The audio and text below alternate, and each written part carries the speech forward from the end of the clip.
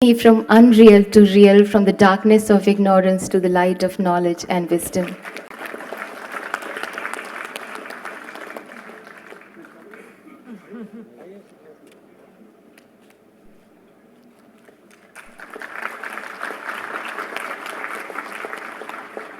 Dhanyavad Maniniya. Thank you, sir. May I now invite Dr. T. Mahapatra, Secretary, Department of Agricultural Research and Education and DG, Indian Council of Agricultural Research and Chair Organizing Committee, to kindly deliver welcome address and also give a brief introduction of respected Mr. Bill Gates.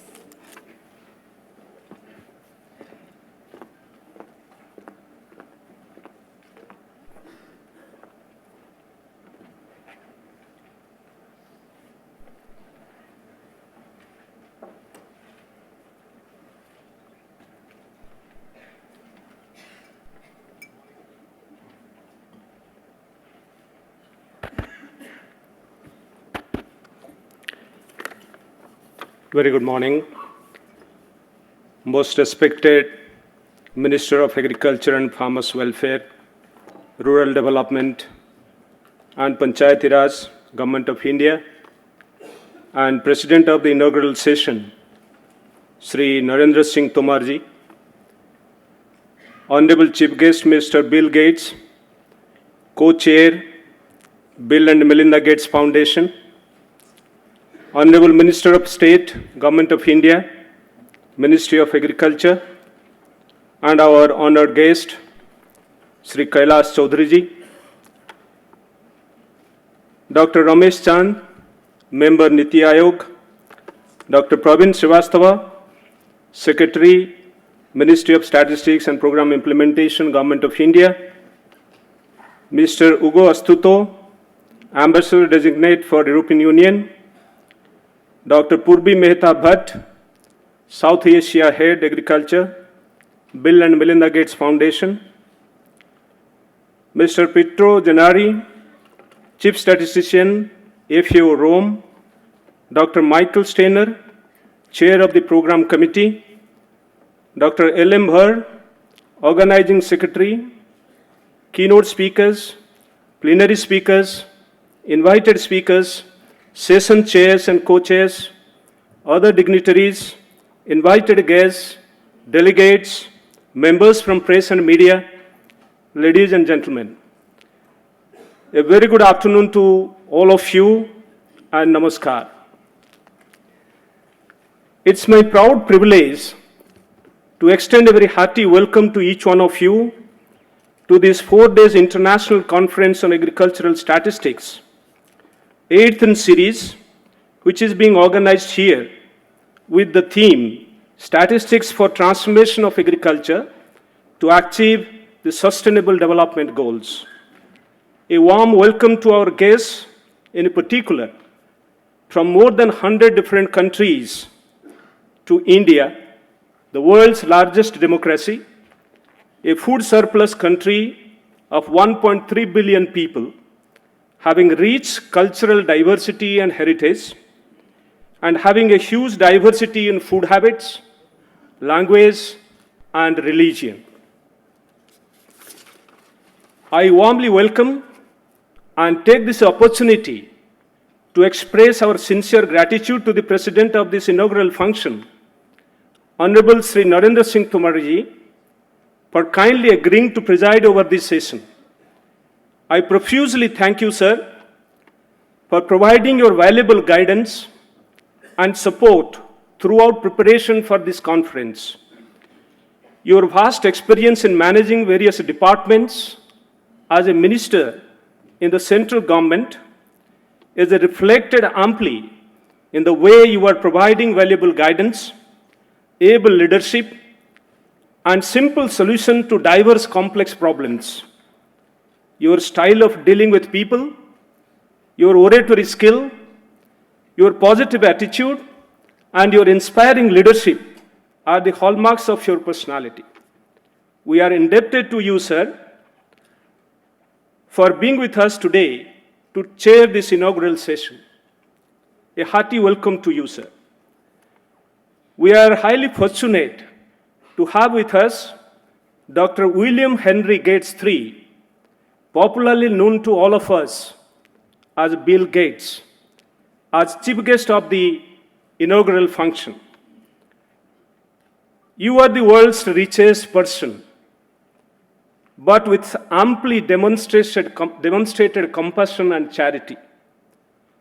Your brilliance in software designing and engineering was evident even when you were in school and was just 13-year-old. You, in fact, do not require any introduction to this gathering. Though you did not opt for a formal college degree, your monumental contributions, be it in MS-DOS, Microsoft Windows, and so on, justifiably have earned for you honorary PhD degrees from several universities, including Harvard and Cambridge. Treading the same path as Mr. J.D. Rockefeller, you have dedicated your life to the philanthropic work globally, particularly in developing countries like India, with a signed commitment to give away your wealth to charity. The strong support of BMGF to global agricultural research and development reveals your feeling for the small and marginal farmers on one side and your faith in the power of agricultural science to solve their problems on the other hand. Your contributions have been widely recognized as evident from numerous awards and honors conferred on you, including Padma Bhushan, the civilian award of the Government of India. You are truly a role model for the young entrepreneurs worldwide. A hearty welcome to you, Honorable Chief Guest, sir.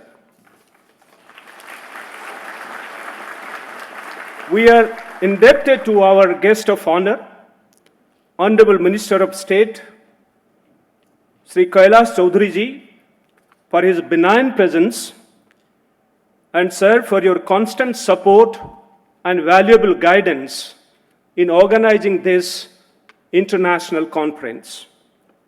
You remain a source of inspiration for us in all our activities. I extend a warm welcome to you, sir. I take this opportunity to warmly welcome and extend our gratefulness to all other dignitaries on the dais and off the dais, valued guests, invited speakers, and everyone present here on this occasion.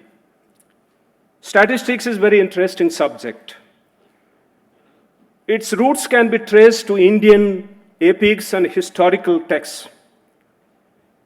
India has been traditionally a very important player in the global arena in the area of agricultural statistics. It has a very strong national statistical system and also agricultural statistics system. Many Indian scientists, including Professor P.C. Mahalanobis, Dr. C.R. Rao, and Dr. P.B. Sukhatme, Dr. Panse, and many others have done pioneering contributions in the area of statistics, and particularly those related to agriculture.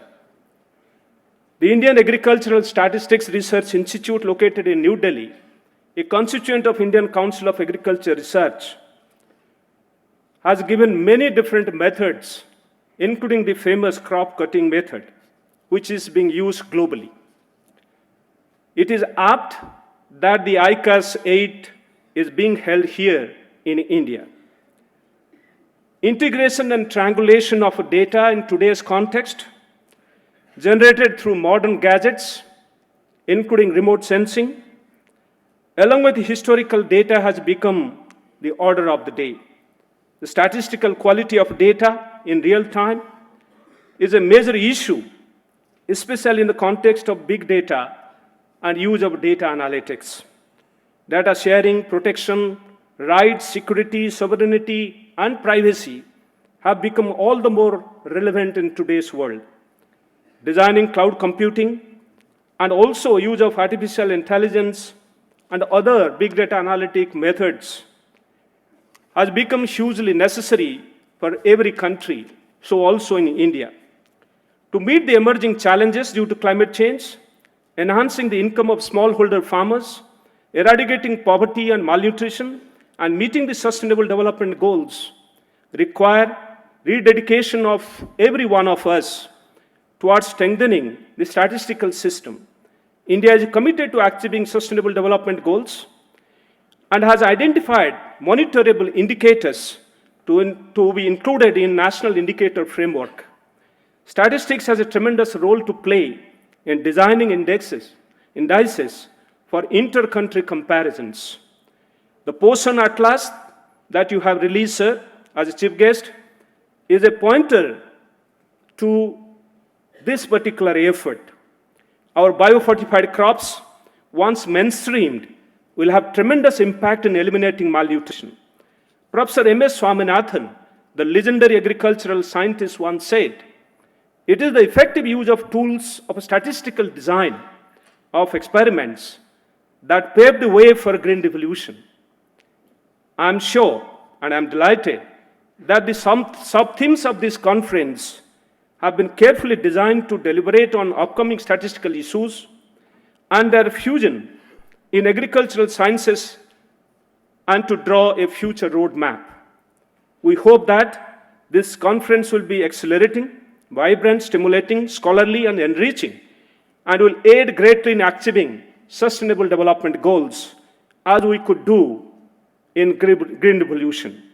I thank Government of India profusely for the support, and also the BMGF, World Bank, FAO, Eurostat, African Development Bank, Asian Development Bank, and many others who have collaborated to host this particular conference here and supported immensely. I also thank profusely my colleagues for their unflinching support, untiring efforts in the organizing committee, the co-chairs, and everyone, and all the help that they have rendered in many different ways for thorough planning and for having a successful organization of this international conference. I once again extend a very hearty welcome to each one of you to this International Conference on Agricultural Statistics. Jai Hind, Jai Bharat. Thank you, Dr. Mahapatra. It is indeed our privilege and honor to have amongst us none other than Mr. Bill Gates, whose august and gracious presence here is a matter of great inspiration to all of us. May I call upon respected Mr. Bill Gates to kindly address us, guide us, and show us the way forward.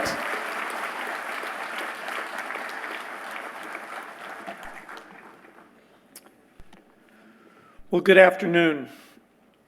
I want to particularly thank Minister Tomar, Minister Rupala, and Minister Chowdhury, and all the members of the organizing committee for inviting me.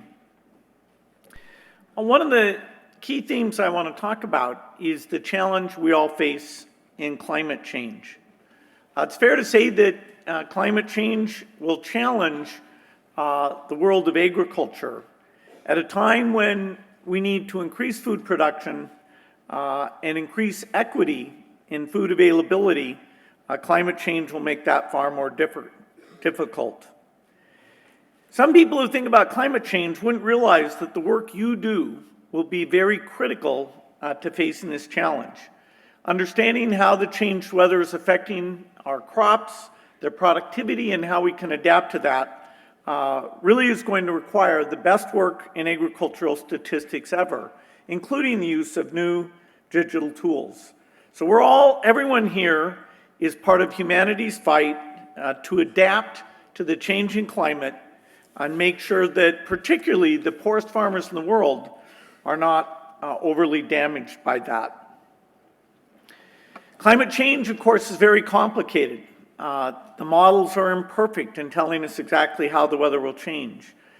So we're going to have to learn about different interventions, including the use of new seeds. We're going to have to accelerate development of new seeds and make them more available to the poorest farmers. Let me talk now about smallholders. All over the world, there are smallholders, but for today, or for this speech, let's imagine that we're going to treat all those smallholder farmers and their families as though it's a country, a single country that we'll call smallholder land. Well, what would this country look like? Well, first is we'd be very surprised, at least I am, by how many people would live in this country. It would be over 2 billion people of the 7 billion on the planet. And it's over a quarter of the world's population. So this is a huge group of people that we want to help. Unfortunately, we'd also notice that the citizens of smallholder land are very poor. In sub-Saharan Africa, over 60% of the smallholder farmers live on less than $1.90 every day. And also, if we look at the nutritional status of the citizens of smallholder land, we'll see that a very high percentage of the kids suffer from stunting. That is, they don't get enough food for either their physical body or their brains to fully develop. And these impairments, which start very early in life, last throughout their lifetime. And so it affects them dramatically as an individual and the community that they live in. And in many cases, it even predicts generationally that their children will also have more difficult health outcomes. So when we multiply these terrible effects of stunting throughout the globe, we see that it's an incredible tragedy, and it really holds countries back. It's only by solving malnutrition that you get the virtuous cycle that increased productivity allows farm output to go up, it allows labor to shift into other activities, it allows educational investments to have very high returns, and that's why we've seen countries progress from lower income to middle income and increasingly high incomes throughout the world. So smallholder land has the majority of all the stunted children. 90 million of the 149 million in the world are there in smallholder land. It's almost ironic that the children that have this food shortage are exactly the children of the people who spend all their time growing food.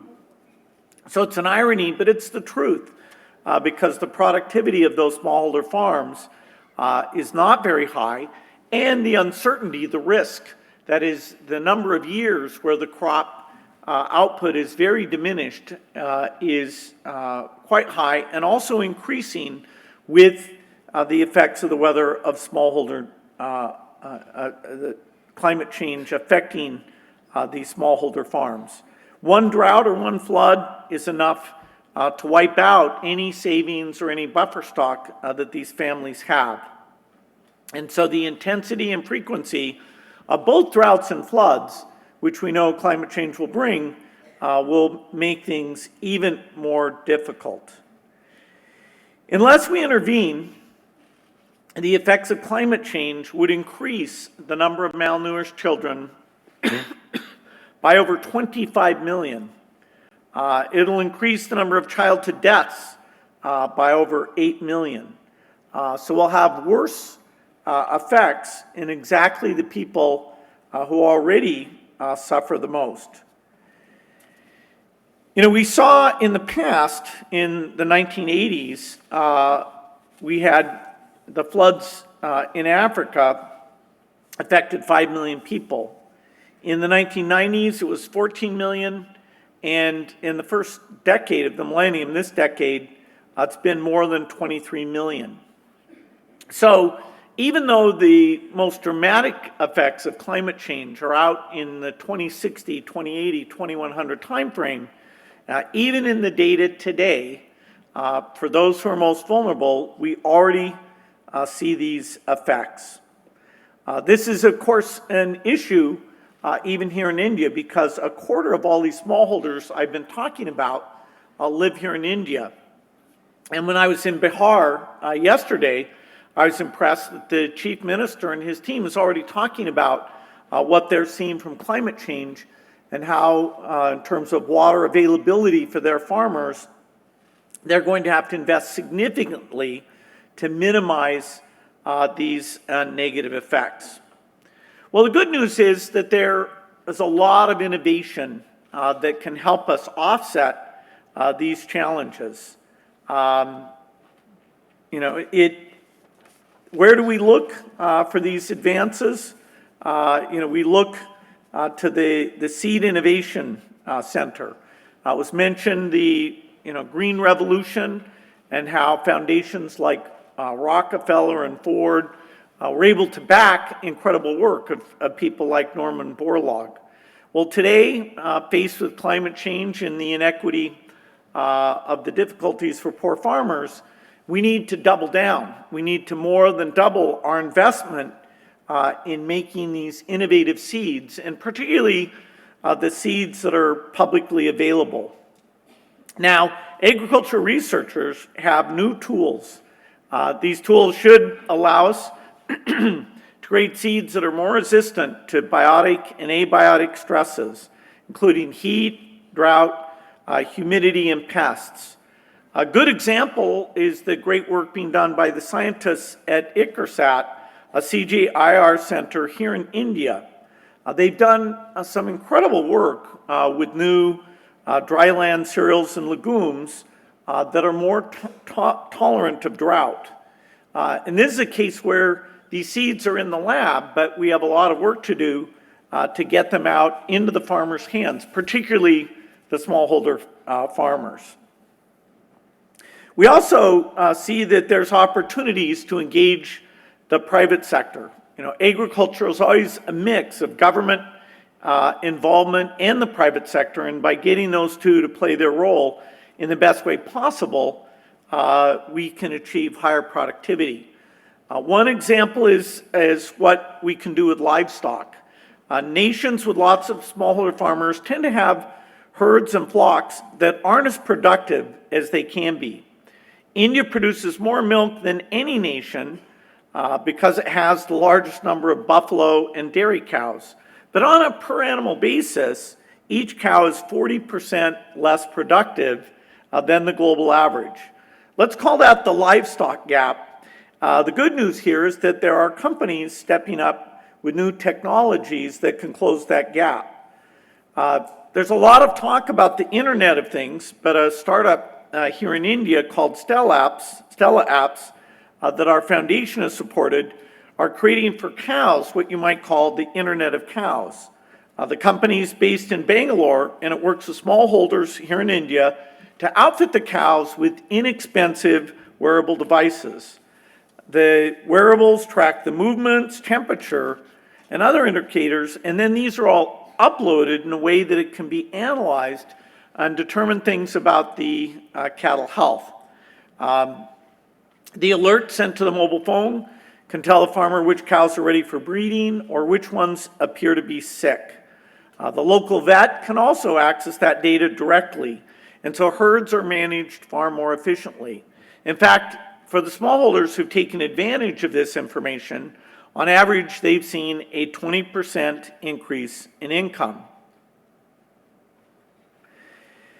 Well, so the digital revolution promises to change how we gather statistics, not just for the individual farm holder, but for the entire world.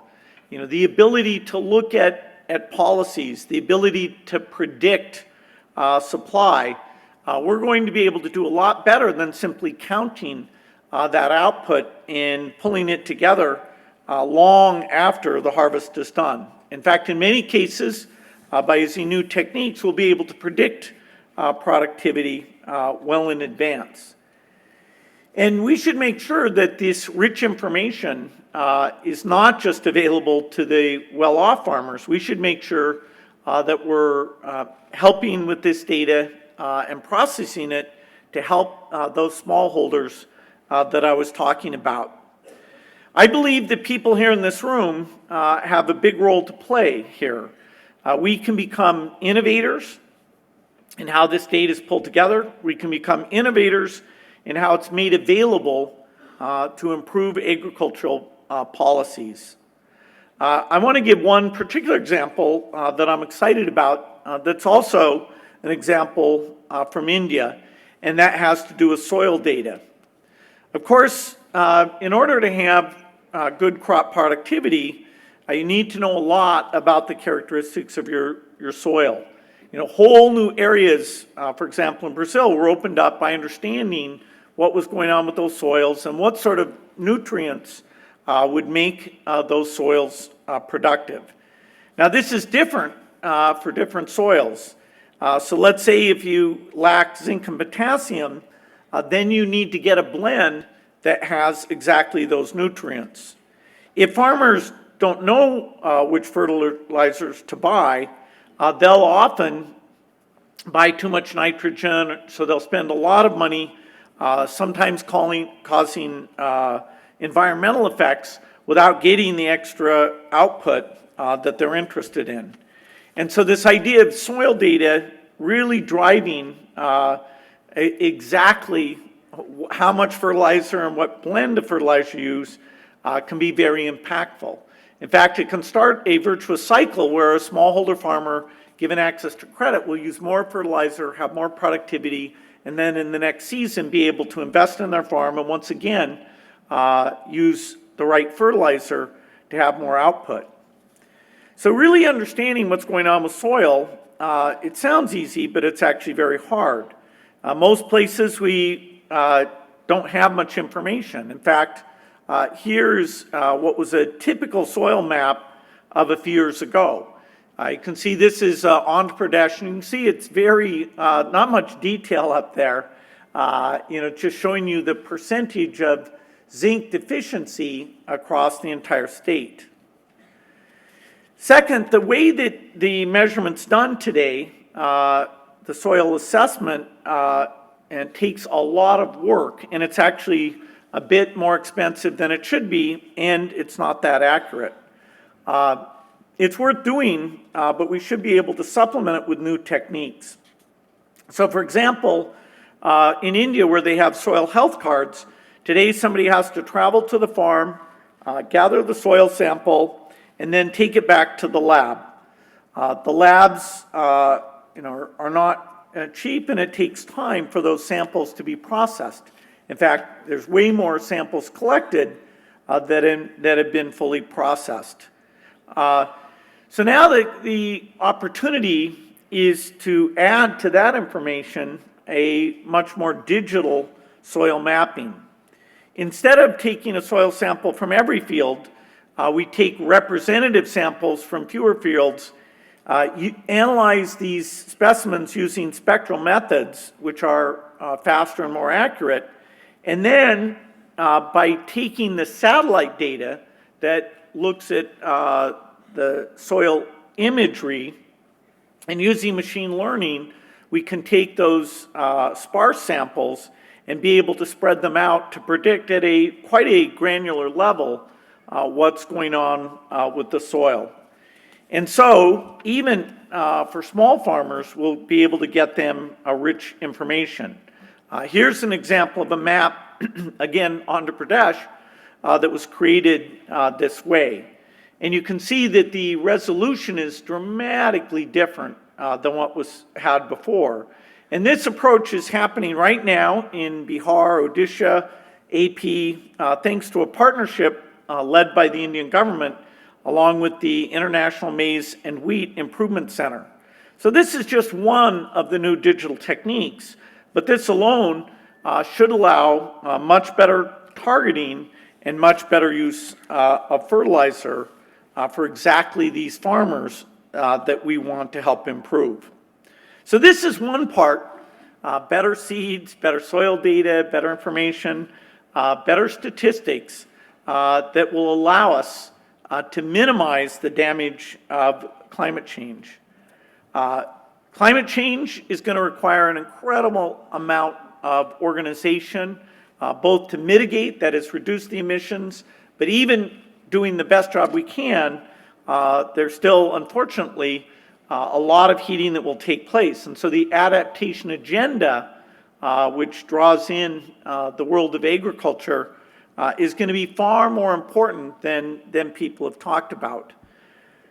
So, there's a lot of things about understanding what's going on with agriculture that will allow us to make these adaptation investments in a smart way. We'll have to do a better job of how we reach out to farmers. Again, there's some digital tools that should be able to help with that. And I hope at this conference there's even more ideas, because for the sake of the world's farmers, and particularly their children, we really want to have the decades ahead be decades of productivity improvement. And yet, because of climate change, and in many places because of population growth, particularly in Africa, there really is a question: will we be able to drive that productivity growth, or will we let climate change in some significant areas actually allow us to go backwards? If we're able to get that growth, like was done in Asia during the Green Revolution, it can make a huge difference, because once you get that nutrition, then the human potential is much better. And so this is, it's really been exciting for me to learn about agriculture, learn about agricultural statistics, and realize exactly how important the work that you do is. I want to thank the Indian government, the FAO, and the organizing committee here for giving me this opportunity. And I want to thank you for the opportunity to work with you to take on this challenge and help all farmers, but particularly those smallholders. Thank you.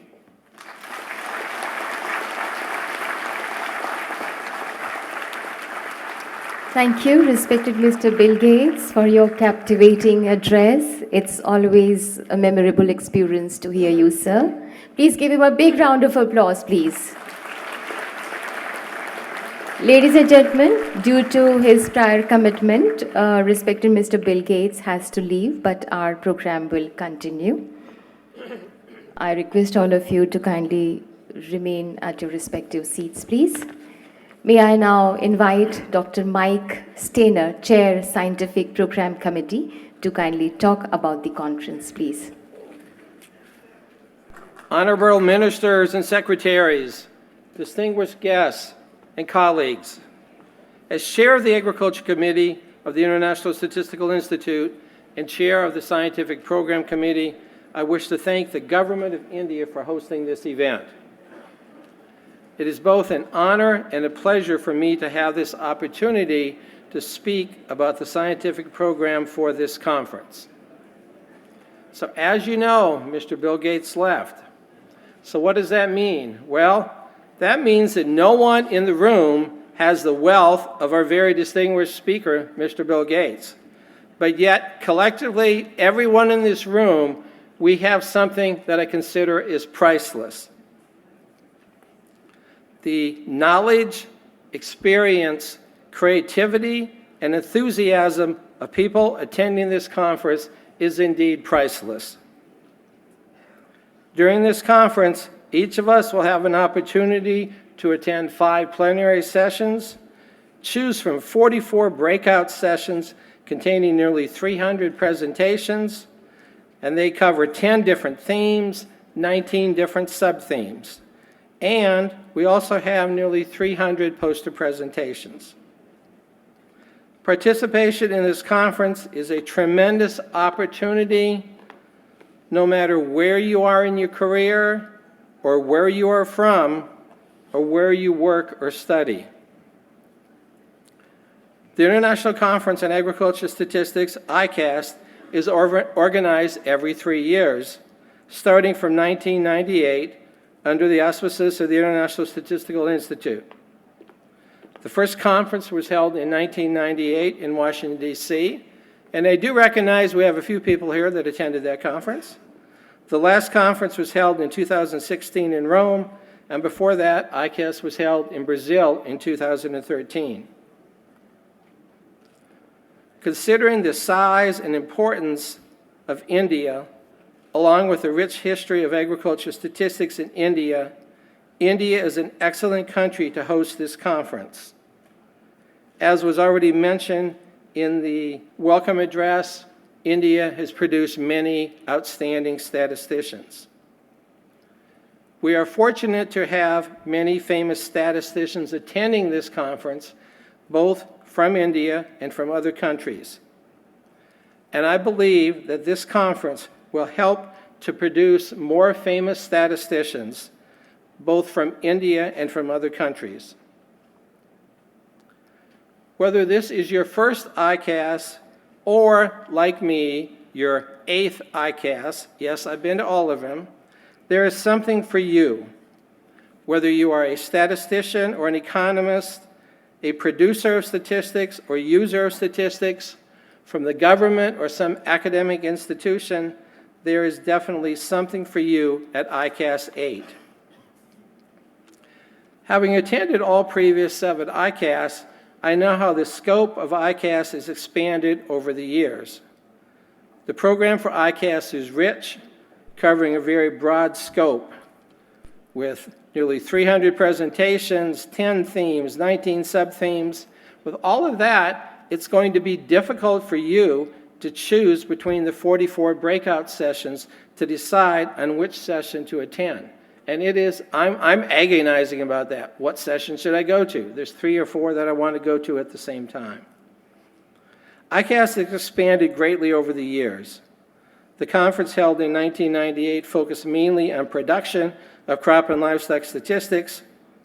ICAS-VIII covers both the production of the statistics and use of statistics for evidence-based decision-making. Mr. Gates mentioned several important areas, how climate change is important and complex. Climate change, theme 8. He mentioned about data availability and data access, theme 3. Agriculture policies, theme 4. I'm not going to list all of the themes or the sub-themes, but I think this conference is very rich and covers many of these sessions or the topics that Mr. Gates mentioned. So as a member of the Young Statisticians Club for several decades, and a person who has attended more statistical conferences than probably most of the people in the room, I want to share some ideas and advice for you. The need for improved agriculture information around the world is great. Mr. Gates mentioned that. He mentioned the 2 billion people living in smallholder land. Information is needed not just on the farms, the agriculture production unit, but also the people working on the households, living in the households. Again, 2 billion people in smallholder land, as Mr. Gates mentioned. Statistics are needed for transformation of agriculture necessary to achieve the Sustainable Development Goals. This conference provides vast information and great opportunity for interaction and exchange. Presentations in the sessions and discussions outside of the presentations provide a wonderful opportunity to advance your areas of interest, discover new areas, and to directly interact with people from all around the world, from over 100 countries. I wish to acknowledge and thank the outstanding contributions of the members of the program committee, and I look forward to talking to every one of you in this room.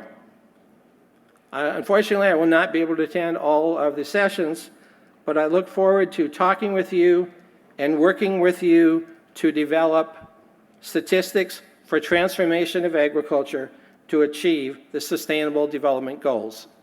Thank you.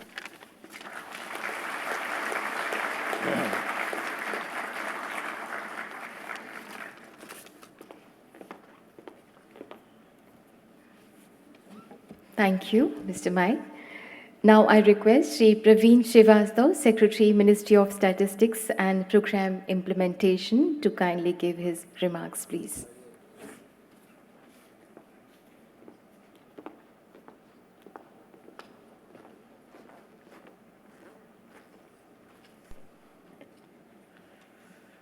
Shri Narendra Singh Tomar ji, respected Honorable Union Minister for Agriculture and Farmers Welfare, Shri Kailash Chaudhary ji, Union Minister of State for Agriculture and Farmers Welfare, Dr. Mahapatra, dignitaries on the dais, and distinguished delegates in the audience as well.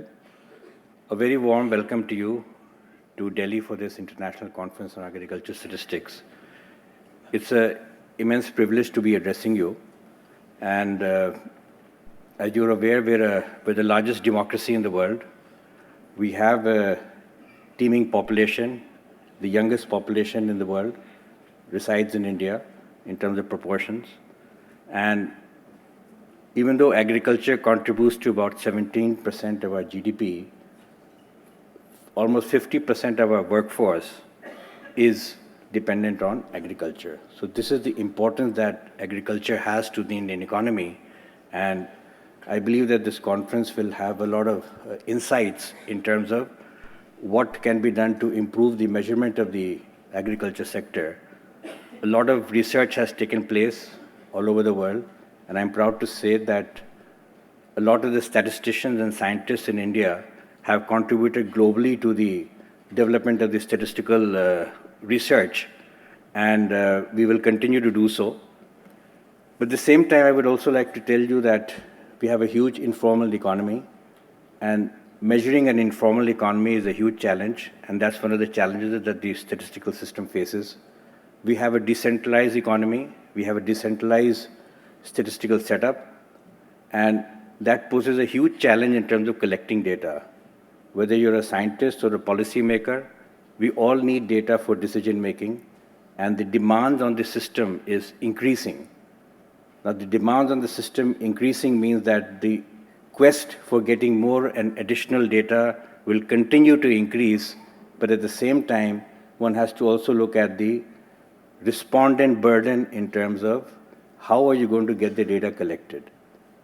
And this poses a huge challenge on the statistical system because the machinery in the state government and the central government is facing these challenges on a day-to-day basis, and we need to produce data which is of good quality, be able to take decisions on that data, and this is important that the discussion that focus on it also looks at how the data will get collected.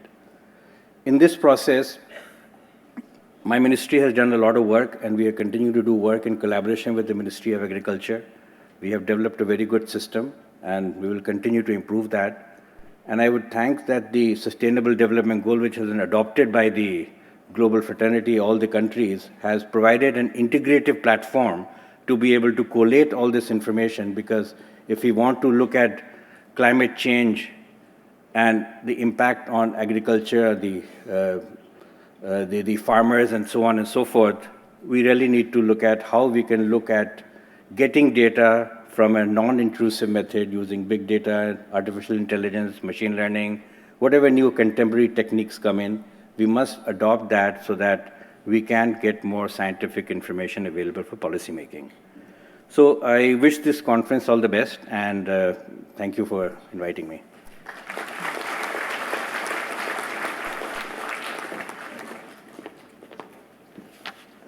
Thank you so much, Shri Praveen Srivastava.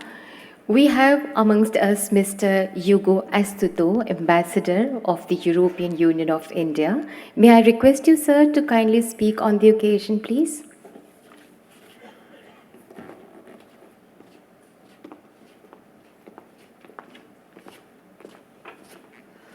Thank you. Thank you very much. Honorable Minister, dignitaries of the dais, ladies and gentlemen, thank you very much for inviting me today at this 8th ICAS. I think that the theme of the conference today is particularly timely as the United Nations undertakes to review the indicator for the Sustainable Development Goals. The European Union and India are strongly supportive of the Sustainable Development Goals, and we have played together an important role in shaping the UN Agenda 2030. We intend to continue to play a leading role together with India while we move to the implementation phase of the agenda towards poverty eradication and sustainable development for all. Several of the sustainable development goals relate to agriculture and rural areas. Let me recall a few, those related to zero hunger, gender equality, clean water, sanitation, responsible production and consumption. And we at the European Union, we are committed to implement the three dimensions of the agenda. The economic, the social, and the environmental dimension shall be followed in a balanced manner. This is also an essential component, an essential dimension of our fight against climate change. It's a key priority for India. It's a key priority also for the incoming Commission of the European Union. It's encapsulated under the title Green Deal, as presented by the incoming President of the Commission, Ursula von der Leyen. And Europe has an ambitious goal. We want to be a climate-neutral continent by 2050. This is important while we prepare together for the COP25 to take place in Madrid in December. But to set out the right policy decisions, you need solid data.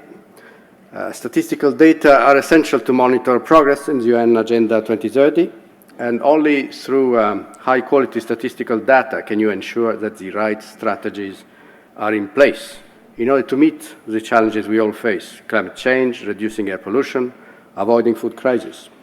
So, statistical capacity is crucial when it comes to sustainable development. And this is particularly true when it comes to agriculture.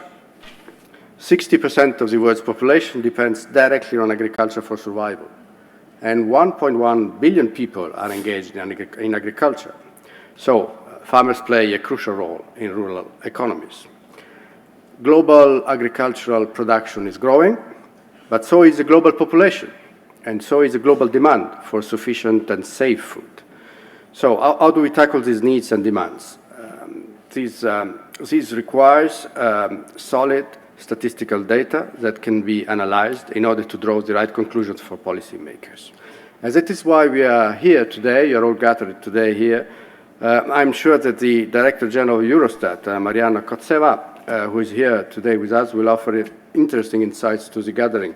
Eurostat, as you may know, is the institutional body behind statistics in Europe. It has a long-standing experience in data processing, and it has also started a productive collaboration with the Indian Central Statistical Office, I'm happy to say, specifically on the adoption of international SDMX standards for the exchange of statistical data. So in short, I trust that this conference will offer an important contribution to strengthening the network of statisticians in the agricultural domain, not only regionally but globally. And I wish you all a fruitful exchange of views. Thank you very much.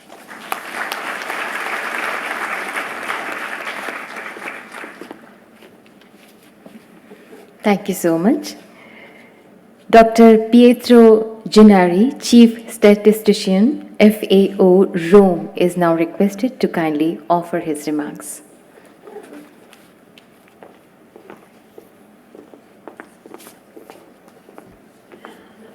Namaste.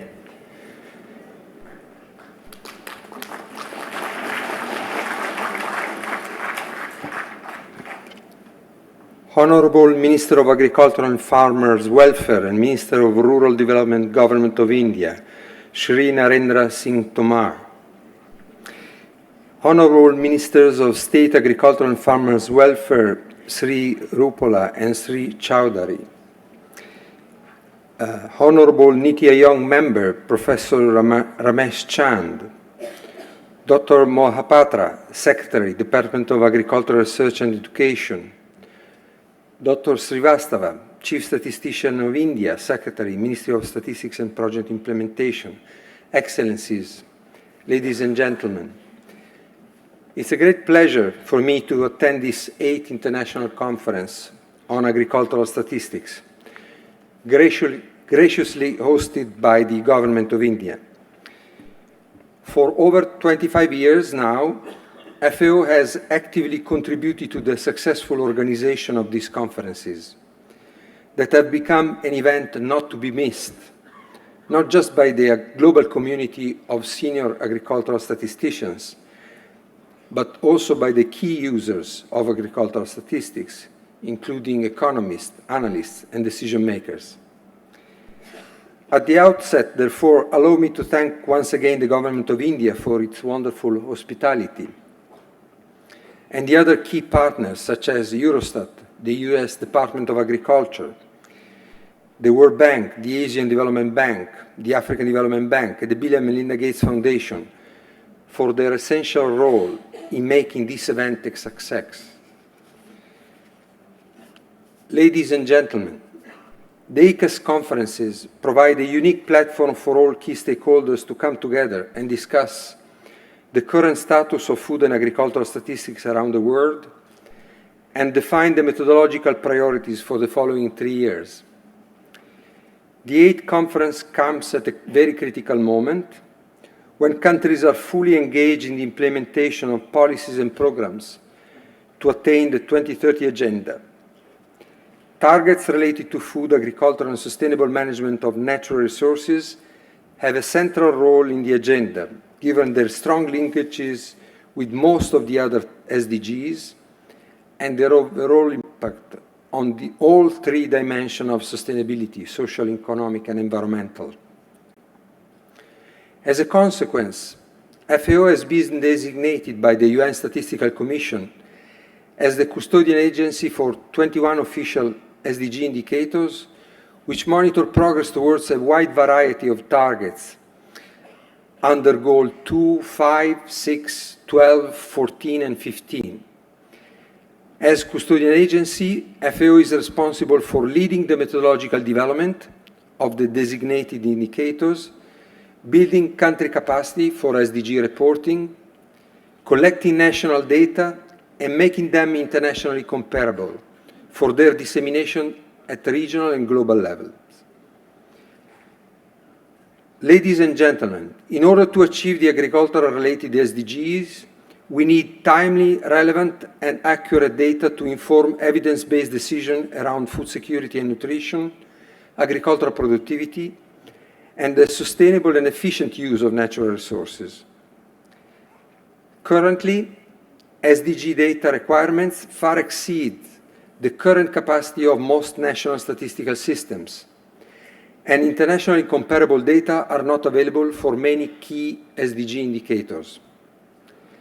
If we really want to transform agriculture to achieve the SDGs, we need to leverage the 2030 Agenda to modernize the national agricultural statistical systems so that they can meet these new and ambitious data requirements.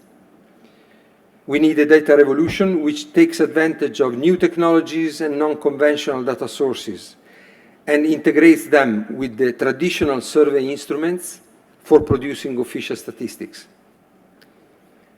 In line with its mandate, which is inscribed in Article 1 of its Constitution, FAO is deploying a broad range of initiatives for the provision of tailored technical assistance to countries to improve their agricultural statistics and monitor the SDGs.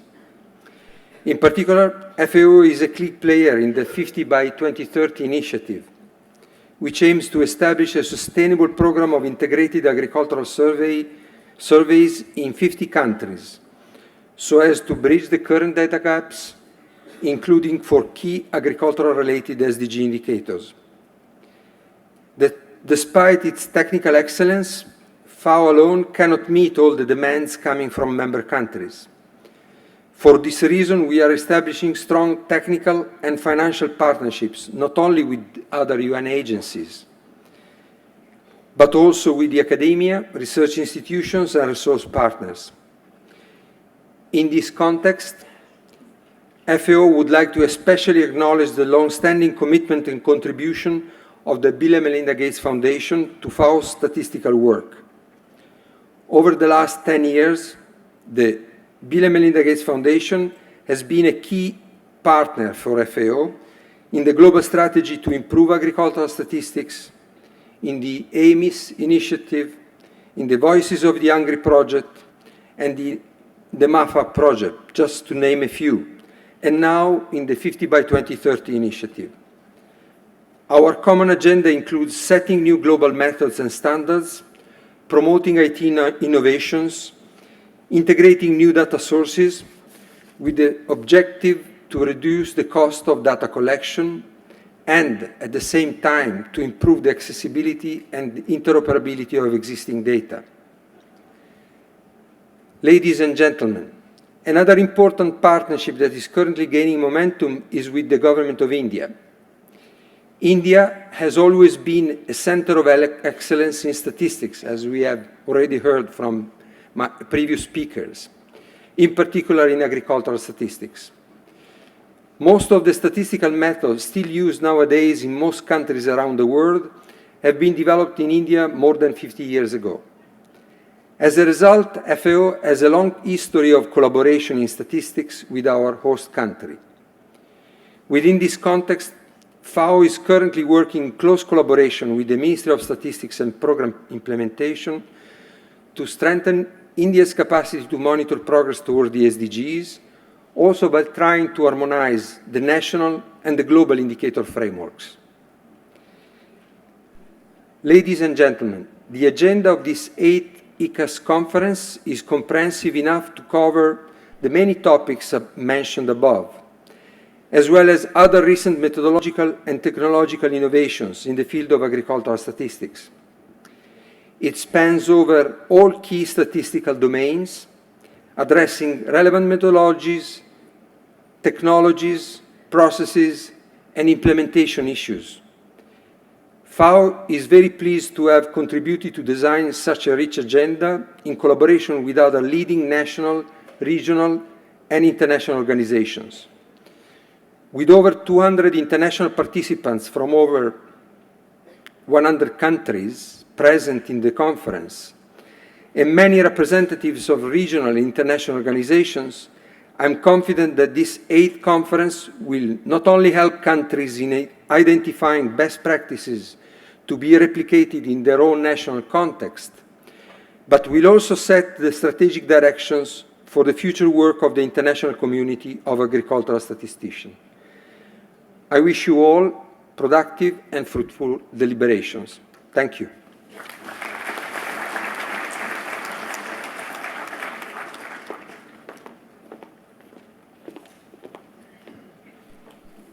Thank you so much. I now invite Dr. Ramesh Chand, member Niti Aayog, to kindly share his thoughts with all of us, please.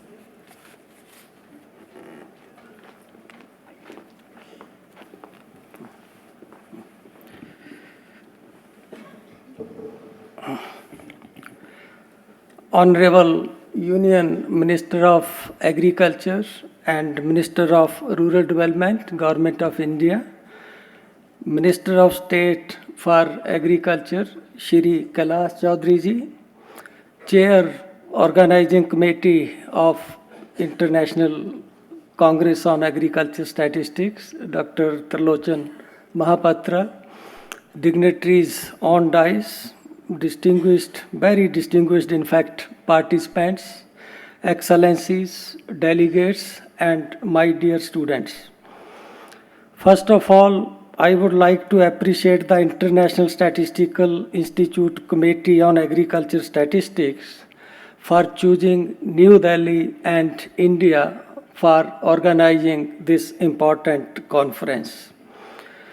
I feel developing country like India needs special attention of statisticians to raise the level of statistics and our national statistical systems to meet the current needs and also to harness vast opportunities which are unfolding in the discipline of agriculture statistics. During last couple of decades, a big gap has arisen between developed and developing countries in terms of availability of statistical data, indicators, quality, and statistical application in almost all fields. It is more glaring in agriculture, where real-time data on most of the variable is not available. I can cite numerous instances to substantiate this. For instance, we often talk of food waste, but there is no official estimate of how much food production is wasted in developing countries. Simple land use statistics are available with a time gap of 4 to 5 years. Same is the case of data on irrigation. How much produce farmer retain and how much produce he sell in the market are only guess estimate. One of the reasons for this considerable time gap in availability of data and quality of data is that developing countries still depend on manual data reporting by revenue officials. We have made so much advance in remote sensing, satellite imaging, and data, but their use in agriculture data is still very, very low. I feel the conference like this will attract attention to the use of modern technology in data collection and statistical system for timely, reliable, objective, and high quality data. Coming to India, as I feel most of you know that India has produced some globally very reputed statistician. Dr. Mahapatra mentioned 3 names, Dr. Malinovis, Dr. P.B. Squathme, and Dr. C.R. Rao, but I know there are many more.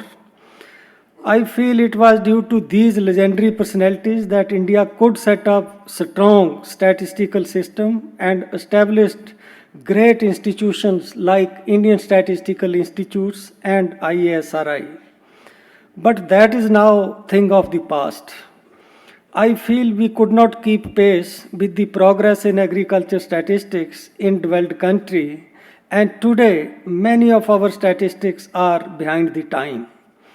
I hope this conference will sensitize decision makers and leaders in agriculture statistics in India in particular and developing countries in general about the need to strengthen capacity in agriculture statistics in these countries. As you know better than me, statistics has come of an age. From a sporting discipline for econometrician, biometrician, and other measurement sciences, statistics is now acquiring status of solution-providing discipline by itself. Progress in computer science, information technology, data science, artificial intelligence, machine learning are showing great promise for decision-making and problem-solving. You need not be a plant pathologist to identify and diagnose disease in a plant. A computer supported with AI can do this job much more fast and with much more accuracy than a scientist. We need not wait for results of costly crop cutting experiments to estimate yield and production. In a few years, we can expect NDVI to give us more accurate estimate of yield and save lot of cost. These developments are transforming the science of statistics and the world. They all have much in common with statistics and require statistical methods. Looking at these, I feel a data revolution has already begun and statistics will play a significant role in it. While many other professions fear threat to their future when machine will start doing their job, this is opening new doors for statistics and statistician as a career of the future. These changes and new development in technology of science are shifting scale in favor of statistics by creating opportunity for statistician to become leader rather than service provider in agriculture science, genomics, bioinformatics, decision analysis, and even my own discipline of economic policy making. Humanity remembers agriculture scientists for green revolution, white revolution, blue revolution, and such like achievement. I strongly feel now is the opportunity for agriculture statistics to make similar or even higher contribution through data revolution. I wish and hope you will make best of this opportunity. To conclude, I would like to take you on a lighter side because we have become very serious. Long back, people used to make fun of statistics. Many of you must have heard the famous stare. Statistics are like a drunk uses the lamp post, less for the light and more for the sport. I feel that is past and passé. Now it is something like this which I composed. Statistics are like protein in the food wealth, less for the taste and more for the health. Thank you.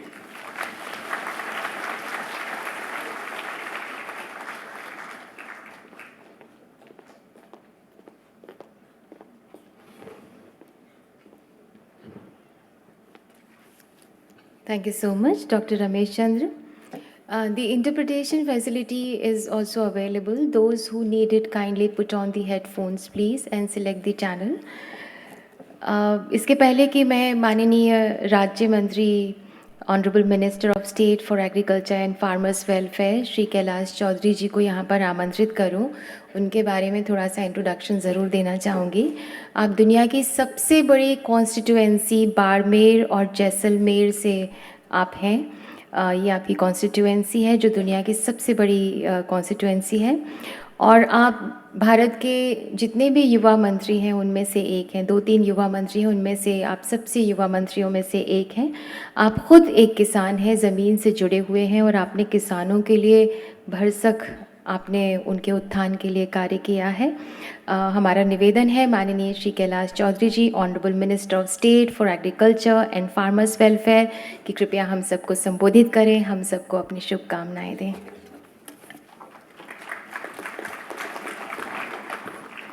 नमस्कार।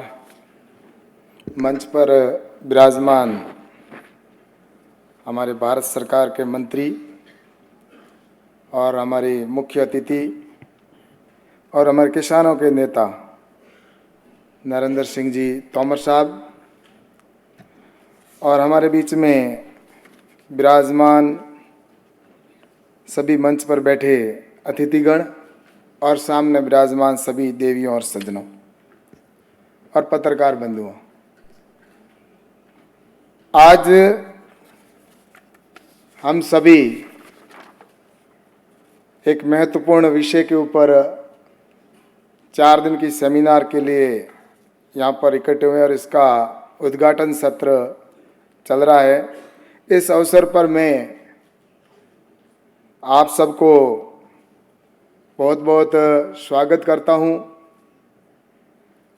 और इस अंतर्राष्ट्रीय सम्मेलन के अंदर हम सब इकट्ठे हुए हैं, और ये 8वां अंतर्राष्ट्रीय सम्मेलन है, और जिसके अंदर सांख्यिकी के क्षेत्र में काम करने वाले हम सभी एक्सपर्ट आज यहाँ पर इकट्ठे हुए हैं। और निश्चित रूप से भारत सरकार के इस कृषि मंत्रालय के द्वारा ये कृषि के क्षेत्र में, सांख्यिकी के क्षेत्र में के द्वारा ये आयोजित इस कार्यक्रम में मैं आपको बहुत बहुत धन्यवाद देना चाहता हूँ। और इससे पहले मुझसे पूर्व वक्ताओं ने सांख्यिकी के क्षेत्र में बात की, कृषि के क्षेत्र में भी बात की, और जिस तरह से भौगोलिक जलवायु परिवर्तन के ऊपर भी चर्चा हुई, और हम सब आने वाले समय के लिए, किसानों के लिए क्या करें इसके ऊपर हम चिंतित भी हैं। और किसी भी राष्ट्र की आर्थिक स्थिति के लिए, अगर मजबूती के लिए सबसे ज़्यादा किसी का योगदान होता है, तो मैं सोचता हूँ कि लगभग विश्व के प्रत्येक देश के अंदर कृषि का बहुत बड़ा योगदान है। और कृषि के क्षेत्र में आज हम सब यहाँ पर अपने यहाँ पर सांख्यिकी के क्षेत्र में हम काम करने वाले सब यहाँ पर इकट्ठे हुए हैं। इस सम्मेलन में कृषि सांख्यिकी का एक मुझे यह बताते हुए हर्ष हो रहा है कि भारत में एक सुपरिभाषित कृषि सांख्यिकी प्रणाली है जो संभवतः विश्व में सबसे विकसित एवं कुशल प्रणाली है। भारत देश के कृषि आंकड़ों के संग्रहण की एक सुस्थापित प्रणाली मौजूद है। मुझे उपयोग में आंकड़े 1884-85 से भारत के अंदर उपलब्ध हैं। वास्तव में इन आंकड़ों का दायरा इत्यादि समय के बदलाव के दौर से गुजर रहा है। कुल भौगोलिक क्षेत्र में लगभग 93% भाग के लिए पूर्व भूमि उपयोग के आंकड़े लिए गए हैं। भारत सांख्यिकी विज्ञान के एक वैश्विक लीडर रहा है भारत जैसे महान सांख्यिकी का देश रहा है, सांख्यिकी एक महत्वपूर्ण विषय है और गतिविधियों के सभी क्षेत्रों में सहजीवन है। सांख्यिकी नीति नियोजित लक्ष्यों की निगरानी एवं मूल्यांकन के साथ साथ अनुसंधानिक प्रगति के लिए वैज्ञानिक प्रमाण तैयार करने के में मदद करती है। आज भारत सरकार ने कृषि के क्षेत्र के अंदर कई योजनाओं को प्रारंभ किया है, जिसके अंदर हम भविष्य में किसानों की किस तरह से हम इनकम बढ़ा सकें, और ऐसे कई कार्यक्रमों का आयोजन किया है जिसके अंदर हम सरकार के माध्यम से किसानों के लिए कुछ करें। इसी क्षेत्र में किसानों के लिए किसानों की डबल इनकम कैसे हो, तो इसके लिए हमने डबलिंग फार्मर इनकम, किसानों की आय दुगनी करना, फसल बीमा योजना लागू करना, साथ ही किसानों के लिए पेंशन योजना और सोइल हेल्थ कार्ड जैसे कई ऐसे किसानों के हित में निर्णय लिए गए, और जिसमें किसानों के लिए किसान सम्मान निधि के तौर पर भी हमने किसानों को सहायता देने का काम किया है। और एफपीओ जो हमारे देश के प्रधानमंत्री माननीय नरेंद्र मोदी जी ने किसानों की इनकम बढ़ाने के लिए फार्मर प्रोड्यूसर ऑर्गेनाइजेशन 10,000 बनाए जाएंगे, जिससे कि किसानों की आमदनी आने वाले समय में बढ़ेगी। और इस सब के अंदर सबसे ज़्यादा भूमिका है तो वो सांख्यिकी की है। और सांख्यिकी के क्षेत्र में भारतीय कृषि अनुसंधान परिषद और भारतीय कृषि सांख्यिकी अनुसंधान संस्थान कृषि एवं कृषक सांख्यिकी के क्षेत्र में प्रशंसनीय रूप से शोध कार्य कर रहा है। भारतीय कृषि सांख्यिकी अनुसंधान संस्थान ने देश के एग्रीकल्चर रिसर्च और पॉलिसी प्लानिंग हेतु कृषि आंकड़े प्राप्त करने के लिए सांख्यिकी पद्धति को विकसित किया है। इस संस्थान ने देश के विभिन्न मंत्रालयों के साथ मिलकर कार्य कर रहा है। और इस समय जैसा कि हमारे आज इस सांख्यिकी के विषय के अंदर हम सभी एक्सपर्ट यहाँ पर इकट्ठे हुए हैं, निश्चित रूप से मैं मानता हूँ कि आने वाले समय में किसानों के लिए ये का सम्मेलन वरदानकारी साबित होगा।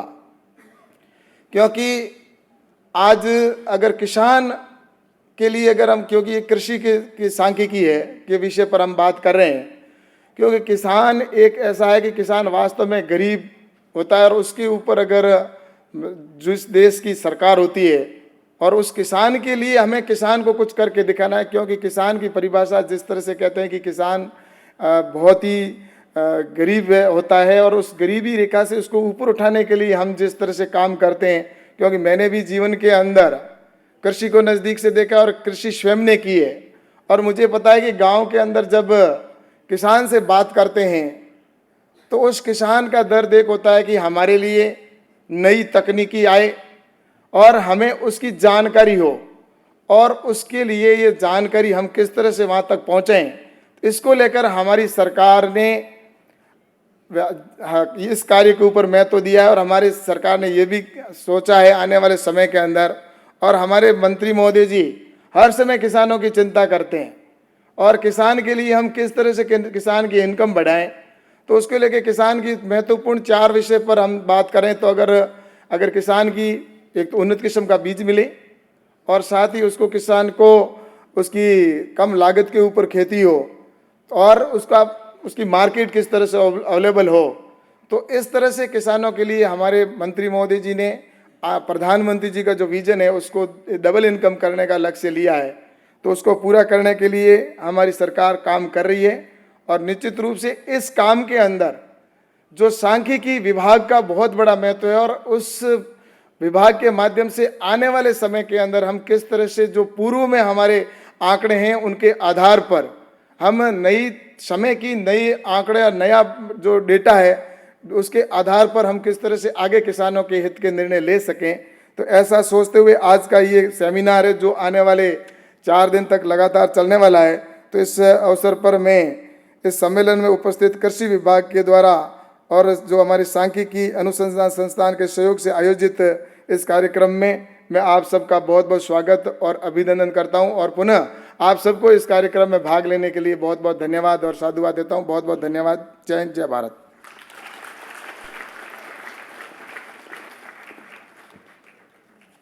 बहुत बहुत धन्यवाद माननीय आपका। अब हम विनम्र निवेदन करते हैं माननीय कृषि एवं किसान कल्याण मंत्री, ग्रामीण विकास एवं पंचायती राज मंत्री श्री नरेंद्र सिंह तोमर जी से कि कृपया एक स्मारिका का विमोचन अपने कर कमलों द्वारा करें।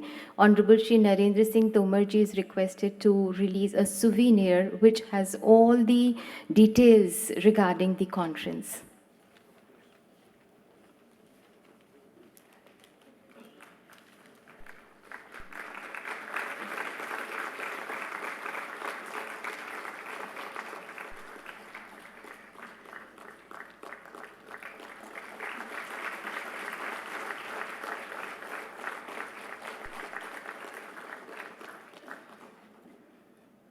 बहुत बहुत धन्यवाद माननीय आपका एंड ऑल द डिग्निटरीज। गांव, कृषि तथा किसान भारत की आत्मा है और इस महत्वपूर्ण मंत्रालय की जिम्मेदारी ये हम सबका और हम भारतीयों का सौभाग्य है कि इसकी जिम्मेदारी माननीय श्री नरेंद्र सिंह तोमर जी जैसे अत्यंत कर्मठ व्यक्तित्व को सौंपी गई है।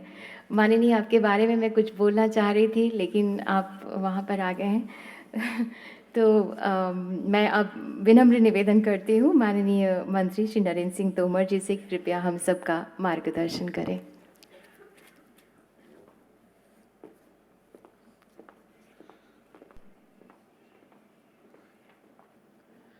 आज के इस महत्वपूर्ण अवसर पर हम सबके मध्य विराजमान भारत सरकार के कृषि एवं किसान कल्याण मंत्रालय के राज्य मंत्री आदरणीय कैलाश चौधरी साहब, आदरणीय श्री रमेश चंद जी, आदरणीय डॉक्टर महापात्रा जी, आदरणीय डॉक्टर माइकल जी, आदरणीय प्रवीण श्रीवास्तव जी,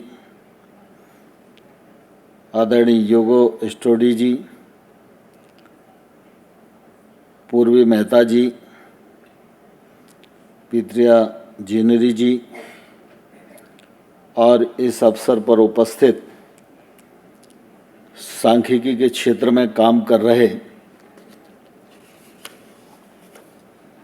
पूरी दुनिया से आए सभी विद्वज्जन, विद्यार्थियों और उपस्थित सज्जनों, मुझे बहुत प्रसन्नता है कि अंतर्राष्ट्रीय सांख्यिकी सम्मेलन भारत में आयोजित हो रहा है।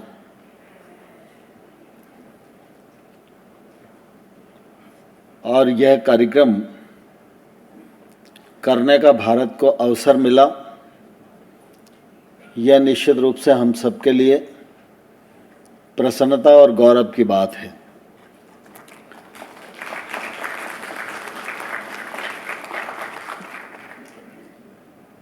इस अवसर पर कृषि सांख्यिकी के क्षेत्र में दुनिया भर से आए सभी विद्वानों का मैं अपने मंत्रालय की ओर से हृदय से बहुत बहुत स्वागत करता हूं, बहुत बहुत इस मौके पर अभिनंदन करता हूं। मुझे पूरा विश्वास है कि जो लोग भारत से के बाहर से इस कार्यक्रम में भाग लेने के लिए आए हैं, उनको आने वाले 3 दिनों में भारत की सांख्यिकी विधा को भी अवगत होने का अवसर मिलेगा। भारत की सांस्कृतिक विरासत, भारत की परंपराएं और भारत में अपनेपन का अनुभव निश्चित रूप से उन सब लोगों को इस मौके पर होगा। और जब ये कॉन्फ्रेंस पूरी होगी तब भारत के अच्छे अनुभव लेकर आप जब लौटेंगे तो निश्चित रूप से मुझे विश्वास है कि आपकी प्रसन्नता का पारावार नहीं होगा। मुझे इस बात की भी खुशी है कि इस सम्मेलन में जो प्रमुख रूप से विमर्श होने वाला है वह विषय भारत के लिए नहीं, समूची दुनिया के लिए महत्वपूर्ण है।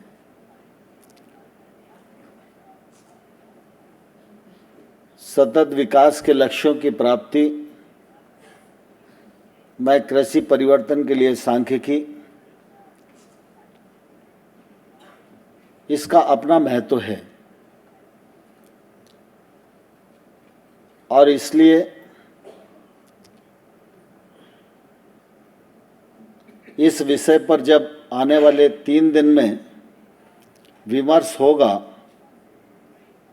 तो निश्चित रूप से एक दूसरे को जानने का भी अवसर मिलेगा, एक दूसरे से सीखने का भी अवसर मिलेगा और जो निष्कर्ष आएंगे वो सारी दुनिया के लिए बहुत ही गुणकारी होंगे, अनुसरण करने वाले होंगे और उसका फ़ायदा आने वाले समय में कृषि क्षेत्र के परिवर्तन में होएगा। सांख्यिकी के क्षेत्र में भारत पहले से ही काफ़ी संपन्न और समृद्ध रहा है। पुरातन काल में भी अगर हम देखेंगे तो चाहे वो वैदिक काल हो, चाहे वो महाभारत काल हो, सभी कालों में गणना का बड़ा महत्व था और हमारे यहाँ गणना बहुत समृद्ध थी। सांख्यिकी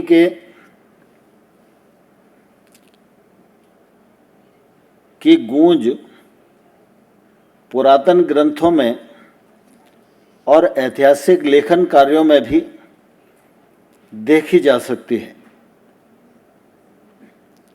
भारत में पुराने ऋषि और मुनियों की इतनी समृद्ध स्थिति थी कि आने वाले कल में हम चंद्रमा और सूर्य की गणना करते करते समय निकलेगा, लेकिन उन्होंने जो वर्षों पूर्व गणना करके बताया है वही निश्चित रूप से हम सबके लिए आने वाले कल में मार्गदर्शन करने वाला रहेगा। मैं महाभारत के वन पर्व आख्यान से नल दमयंती की एक कथा का उल्लेख करना चाहता हूँ। नल और भंगासुरी एक रथ पर सवार होकर वन से जा रहे थे। भंगासुरी ने नल से कहा, क्या आप गिन सकते हैं कि जमीन पर कितनी पत्तियां और फल गिरे हैं? मैं बता सकती हूं कि वृक्ष की 2 मजबूत शाखाओं पर कितने फल और पत्तियां हैं। नल ने थोड़ा देखा और देखने के बाद नल ने कहा कि 101 पत्तियां नीचे गिरी हुई हैं और 1 फल गिरा है। तब भंगासुरी ने कहा, वृक्ष की 2 शाखाओं पर 2095 फल और 5 करोड़ पत्तियां हैं। नल ने रात भर पत्तियों और फलों को गिना और वह हैरान हो गया कि भंगासुरी ने सही संख्या को कैसे गिना। और भंगासुरी ने फिर उसे बताया, मुझे पासों अर्थात डाइस का और विशेष रूप से संख्याओं के विज्ञान के साथ गणना करने का ज्ञान है, इसलिए मैं गणना करने में कुशल हूँ।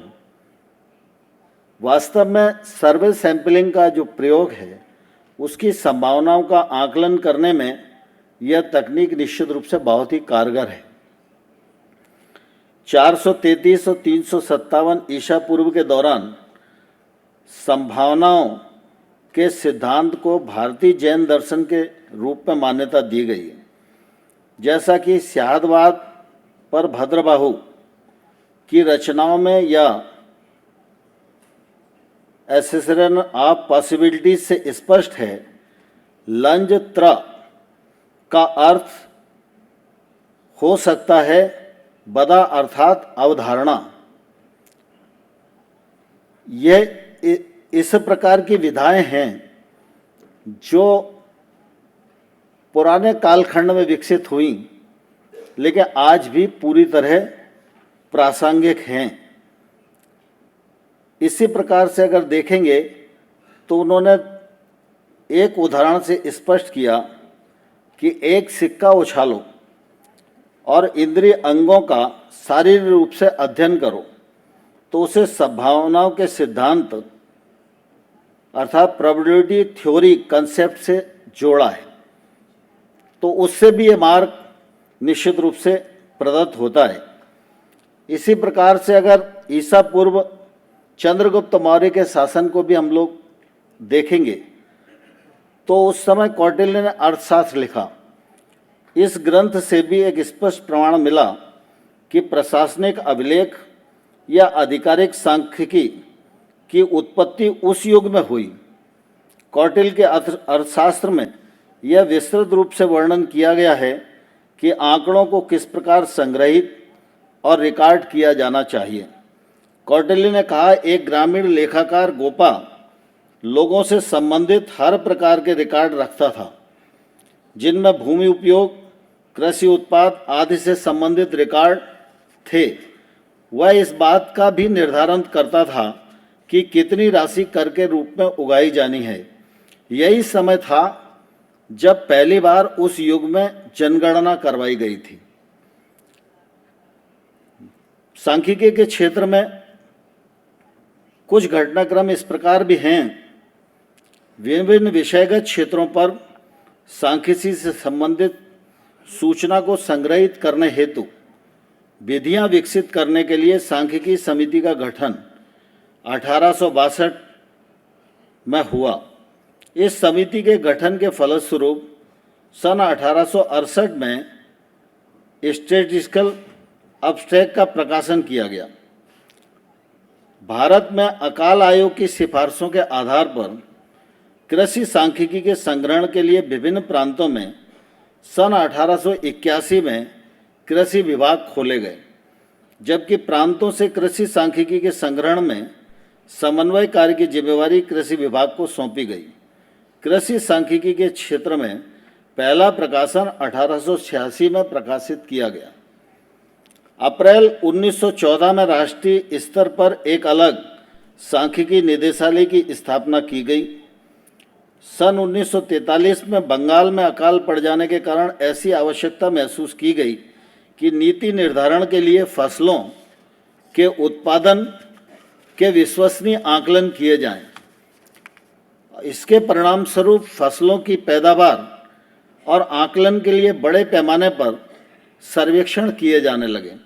1940 के दशक में के उत्तरार्ध में सैंपलिंग और सर्वे डिजाइन में प्रोफेसर पीसी महालेनोविस, पीवी सुखात्मे एवं बीजी पानसे जैसे विद्वानों द्वारा खेती योग्य भूखंडों व खेतों के भीतर छोटे उप भूखंडों के नमूने के आधार पर फसल की पैदावार के आकलन के लिए भारत में फसल कटाई विधि विकसित की गई। फसल कटाई विधि को फसल के उत्पादन का आकलन करने के लिए संयुक्त राष्ट्र के खाद्य और कृषि संगठन FAO की सिफारिशों के अनुसार एक मानक विधि के रूप में शीघ्र ही अपना लिया गया। तब से फसल कटाई विधि को फसल की पैदावार के आकलन के लिए एक विश्वसनीय और प्रभावी विधि के रूप में आमतौर पर जाना जाता है। इस विधि को कई अफ्रीकी एवं लैटिन अमेरिका के देशों द्वारा बड़े पैमाने पर अपनाया जा रहा है। प्रोफेसर पीसी महालैनोविस, जिन्होंने सैद्धांतिक और व्यावसायिक सांख्यिकी दोनों क्षेत्रों में एक अग्रदूत के रूप में जाना जाता है, को भारत सरकार की कैबिनेट में जनवरी 1949 में प्रथम सांख्यिकी सलाहकार के रूप में नियुक्त किया गया था। ये स्वतंत्र भारत की सांख्यिकी प्रणाली के निर्माता थे। प्रोफेसर पीवी सुखात्मे, जो भारतीय कृषि अनुसंधान परिषद के सांख्यिकी सलाहकार थे, को कृषि सांख्यिकी अनुशासन विकसित करने की जिम्मेवारी सौंपी गई। प्रोफेसर सुखात्मे को सुखात्मे मार्गेन हाइपोथेसिस के लिए पोषण क्षेत्र विकसित किए गए, जो उल्लेखनीय कार्य का भी श्रेय उन्हें जाता है। सितंबर 19 में से सितंबर 20 की अवधि में एक भारतीय सांख्यिकीविद प्रोफेसर CR राव की जन्म शताब्दी वर्ष के रूप में मनाया जा रहा है। प्रोफेसर राव को सांख्यिकी विज्ञान तथा समस्त अन्य विज्ञानों में सांख्यिकी के नमूनेसी प्रयोगों के उन्नयन की दिशा में एक यादगार योगदानों का कारण सर R.A. फिशर युग के उपरांत आधुनिकी सांख्यिकी का जनक कहा जाता है। प्रोफेसर राव की दुनिया भर में प्रशंसा की जाती है, उन्हें वैश्विक रूप से सम्मानित किया गया है। विज्ञान और अभियांत्रिकी सांख्यिकी में उत्कृष्ट योगदान देने के लिए उन्हें भारत के दूसरे सबसे बड़े नागरिक पुरस्कार पद्म विभूषण से भी सम्मानित किया गया है। प्रोफेसर राव ने एक बार कहा था, यदि किसी समस्या का समाधान करना है तो विशेषज्ञों की समिति गठित करने के बजाय सांख्यिकी सलाह ली जाए। सांख्यिकी कुछ बुद्धिमान लोगों की सामूहिक सलाह के बजाय ज़्यादा योगदान दे सकती है। सांख्यिकी कृषि अनुसंधान में कृषि सांख्यिकी महत्ता को समझते हुए कृषि अनुसंधान परिषद सन 1930 में एक सांख्यिकी अनुभाग की स्थापना की गई थी, ताकि प्रशिक्षित मानव संसाधन का विकास किया जा सके और राज्य की कृषि एवं संबद्ध विज्ञान विभागों को अपने परीक्षणों की प्लानिंग एवं डिजाइनिंग, परीक्षण डाटा के विश्लेषण के परिणामों की व्याख्या करने, परिषद द्वारा वित्त पोषित योजनाओं के तकनीकी कार्यक्रमों को रूपरेखा देने में सलाह देने के लिए सशक्त बनाया जा सके। सांख्यिकी अनुभाग के अनुसंधान गतिविधियों को तब एक नई ऊंचाई मिली जब सांख्यिकी सलाहकार के रूप में डॉक्टर PV सुखात्मे की नियुक्ति हुई। तत्पश्चात सन 1959 में कृषि सांख्यिकी अनुसंधान संस्थान IARS की स्थापना की गई, जिसका बाद में नाम बदलकर भारतीय कृषि सांख्यिकी अनुसंधान संस्थान रखा गया और इस प्रकार कृषि सांख्यिकी की भूमिका को एक पूर्ण विषय का रूप प्राप्त हुआ। यह बहुत ही गर्व की बात है।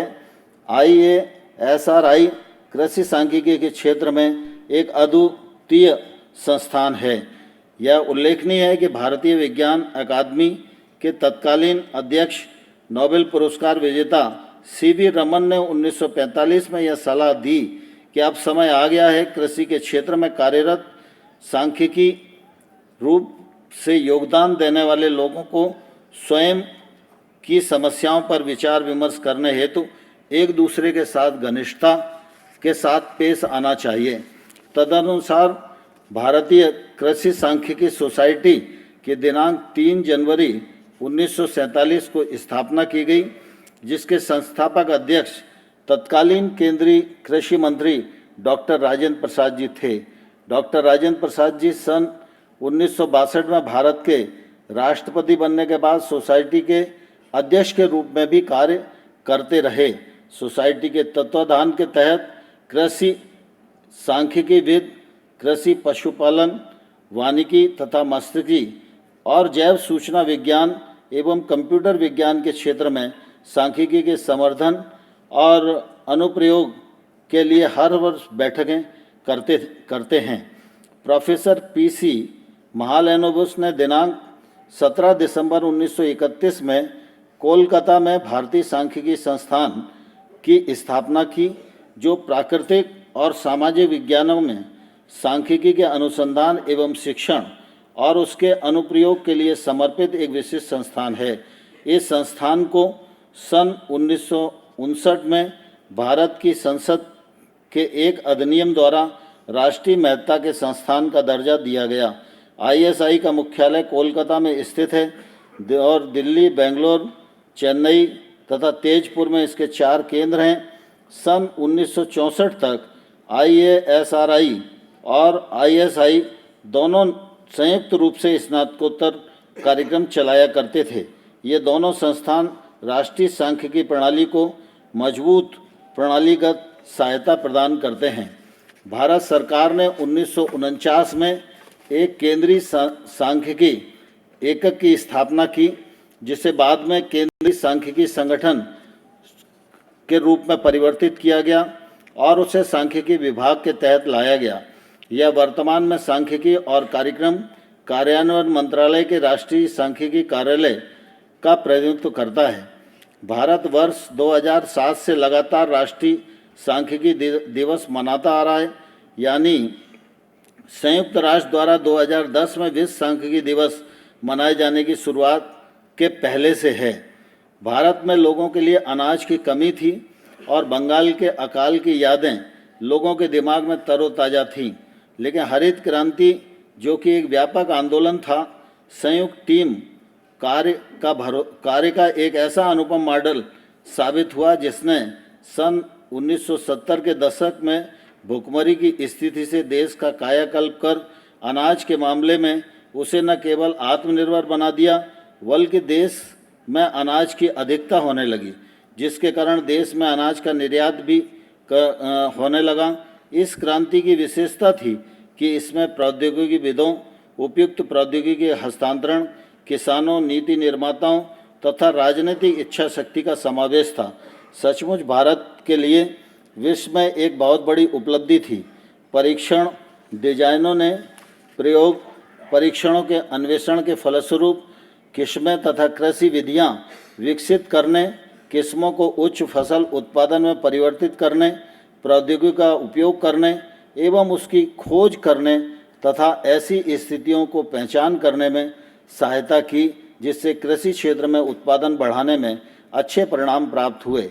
इस संदर्भ में IASRI ने उच्च उपज वाली किस्मों को अपनाए जाने से जुड़ी बाधाओं को पहचान करने तथा हरित क्रांति के प्रभाव का मूल्यांकन करने के लिए उपयुक्त नमूना प्रणाली भी विकसित की। रोजगार और राष्ट्रीय आय में योगदान के आधार पर भारत मुख्य रूप से एक कृषि प्रधान देश है, अतः योजनाकारों, प्रशासकों, नीति निर्माताओं और शोधार्थियों को विश्वसनीय एवं समयबद्ध फसल आकलनों की उपलब्धता करवाया जाना काफ़ी महत्वपूर्ण होता है। सरकार फसलों के मूल्य निर्धारण, प्रसंस्करण, क्रय, भंडारण, परिवहन, विपणन, निर्यात, आयात, सार्वजनिक वितरण जैसे अनेक नीतिगत तथा अन्य निवेश योजनाओं जैसे निर्णय लेने के लिए इस प्रकार के डाटा पर आश्रित रहती है। फसलों के क्षेत्र, उपज और उत्पादन के वार्षिक आकलन सृजित करने में प्रणाली भारत में 1 शताब्दी से भी पुरानी है, अतः समयबद्ध एवं विश्वसनीय कृषि उत्पाद से संबंधित सांख्यिकी के सृजन के लिए अपनाई जाने वाली कार्य पद्धतियाँ और निरंतर मूल्यांकन किया जाना बहुत ही महत्वपूर्ण और अनिवार्य है। भारत के पास एक सुव्यवस्थित कृषि सांख्यिकी प्रणाली है जो कदाचित पूरी दुनिया में सबसे अधिक विकसित और प्रभावकारी प्रणाली है। हमारे देश में कृषि सांख्यिकी के संग्रहण का भी एक सुव्यवस्थित प्रणाली मौजूद है। भूमि उपयोग से संबंधित सांख्यिकी सन 1884-85 से उपलब्ध है। यह सही है, गत वर्षों के दौरान इस सांख्यिकी के स्वरूप आदि में बदलाव आया है। कुल भौगोलिक क्षेत्रफल के लगभग 93% क्षेत्रफल के लिए पूर्ण भूमि उपयोग से संबंधित सांख्यिकी रिपोर्ट की गई है। भूमि उपयोग से संबंधित सांख्यिकी के संग्रहण के लिए अपनाई जाने वाली समान विधि द्वारा विभिन्न स्रोतों से सिंचित क्षेत्रफल से संबंधित डाटा उक्त विभिन्न स्रोतों से सिंचित फसलों के सकल एवं शुद्ध क्षेत्रफल से संबंधित डाटा को लगभग सभी राज्यों से संग्रहित किया जाता है। गत वर्षों के दौरान विभिन्न पद्धतियों को राष्ट्रीय और क्षेत्रीय स्तर पर विकसित, अद्यतन और कार्यान्वित किया गया है। इन पद्धतियों में कुछ इस प्रकार हैं: फसल की उपज के आकलन के लिए फसल कटाई प्रशिक्षण, मिश्रित फसलीकरण एवं अंतर फसलीकरण के तहत फसल उपज आकलन, बागवानी फसलों का क्षेत्रफल और उत्पादन, समुद्री मत्स्यन और अंतर्देशीय स्रोतों दोनों से मछली पकड़ का आकलन, फसलों के उत्पादन तथा पशुधन उत्पादों की लागत का आकलन, फसल कटाई से पहले पूर्वानुमान, फसल कटाई पर उत्पादन की मात्रा का आकलन और प्रमुख फसलों जिनसों की फसल की कटाई के बाद हानियों का आकलन। अन्य सांख्यिकी विकास उपलब्धियों में प्रत्येक 5 वर्षों में कृषि, पशुधन और समुद्री मत्स्य गणना के लिए पद्धतियां शामिल हैं। इन पद्धतियों को एशिया और अफ्रीका में कई देशों के बीच साझा किया जा रहा है। भारत 1.33 अरब आबादी के साथ एक कृषि प्रधान देश है, जहां किसानों के रूप में उसकी 60% आबादी और उसके 70% ग्रामीण परिवार अपनी आजीविका के लिए अभी भी मुख्य रूप से कृषि पर निर्भर करते हैं।